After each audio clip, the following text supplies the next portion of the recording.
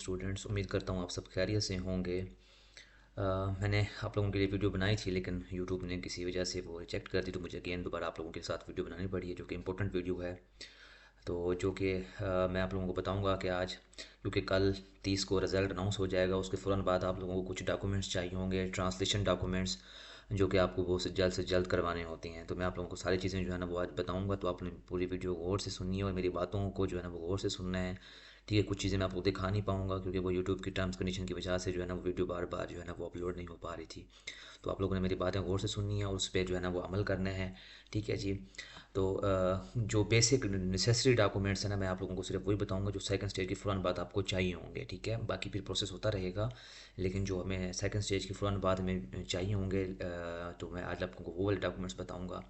बहुत से स्टूडेंट मुझे कहते हैं कि सर आप सामने आके भी वीडियोस नहीं बनाते, तो मैं हमेशा आप लोगों को से यही दान करता हूँ कि मैं कोई यूट्यूबर्स नहीं हूँ, लेकिन मेरी कोशिश यही होती है कि जो हमारा काम है उस पे काम पे हम जल्द से जल्द अपनी चीज़ें आप लोगों के साथ भी टाइम बचाएं और अपना टाइम बचाऊं, और आप लोगों को डायरेक्ट जो है ना वो जो हमारा मकसद है गाइडलाइन करना, वही गाइडलाइन आप लोगों को दूँ और जल्द से जल्द जो है ना आप लोगों की चीज़ों को जो है ना वो प्रोवाइड कर सकूँ। ठीक है, जो मैं स्टेप बाय स्टेप चलता रहता हूँ, इंशाल्लाह हमारे नेक्स्ट जो चीज़ें हैं, ये नेक्स्ट स्कॉलरशिप्स हैं, उसके ऊपर भी टारगेट करने जा रहे हैं। बस ये ख़त्म होने वाला है, एक दो वीडियोस रह गई हैं हमारे इसकी जो है स्कॉलरशिप्स की, तो नेक्स्ट हम उस पर चलेंगे।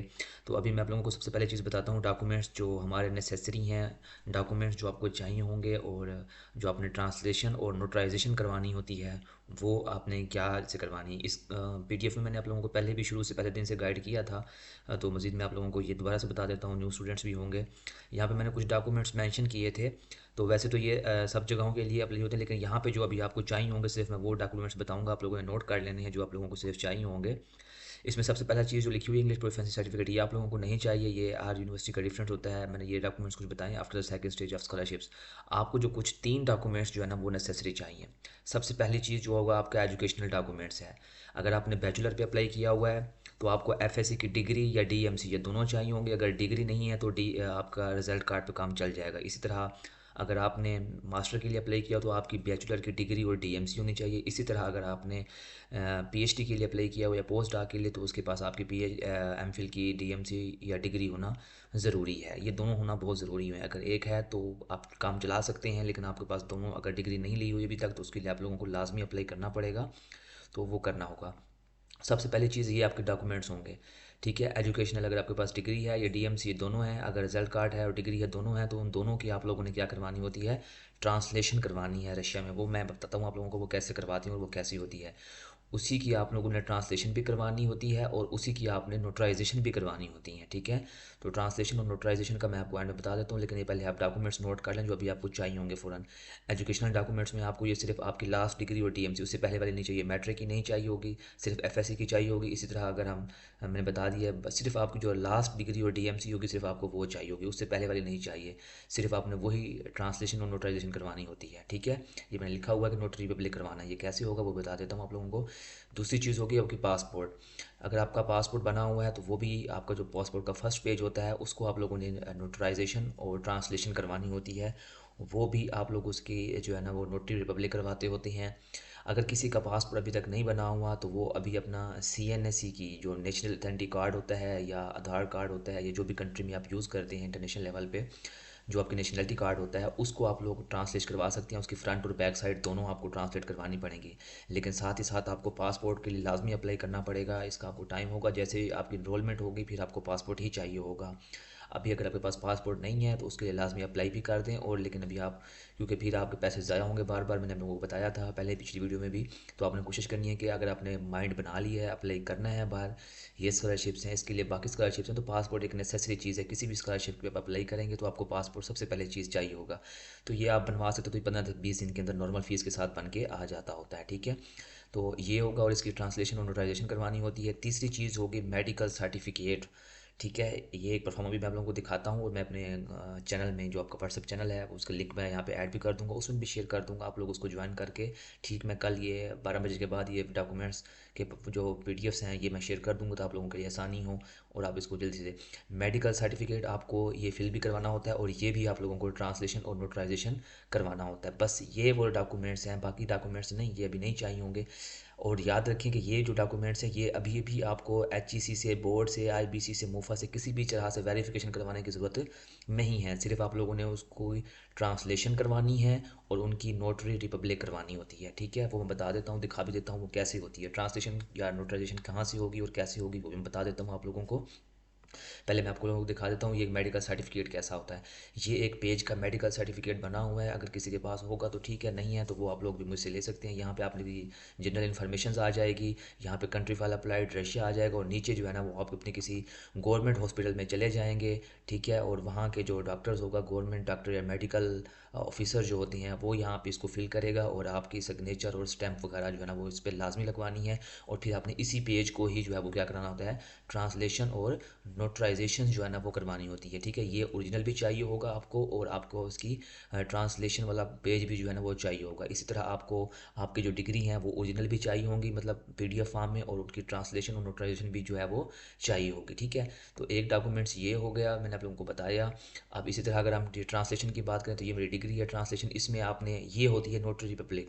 ٹرانسلیشن جب پیج آپ کا ہو جائے گا، ظاہری بات ہے آپ جس سے بھی کروائیں گے اس کو اپنا PDF بھیجیں گے ڈاکومنٹس، تو وہ آپ کو جو ہے نا وہ اسکین کر کے بھیج دے گا. ٹرانسلیٹ کر کے آپ نے وہ پرنٹ لینا ہے، اور اس کا کلر پرنٹ لے لیں یا بلیک اینڈ پرنٹ لے لیں تو کوئی مسئلہ نہیں ہے. تو وہ آپ نے چلے جانا ہے کسی اپنی عدالت کے اندر. ٹھیک ہے، جو گورنمنٹ عدالت، یہ ایڈوکیٹس ہوتے ہیں، وکیلز ہوتے ہیں جو یہ وہ نوٹری ریپبلک کرتے ہوتے ہیں.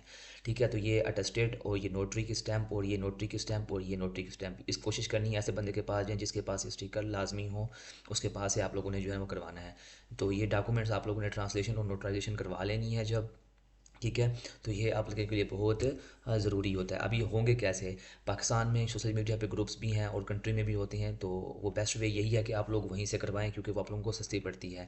اگر آپ رشیا سے کروانا چاہتی ہیں تو اس کا میتھڈ میں آپ لوگوں کو دکھا بھی دیتا ہوں آپ لوگوں کو کہ یہاں پہ کتنے اس کے ایکسپینس ہوتے ہیں.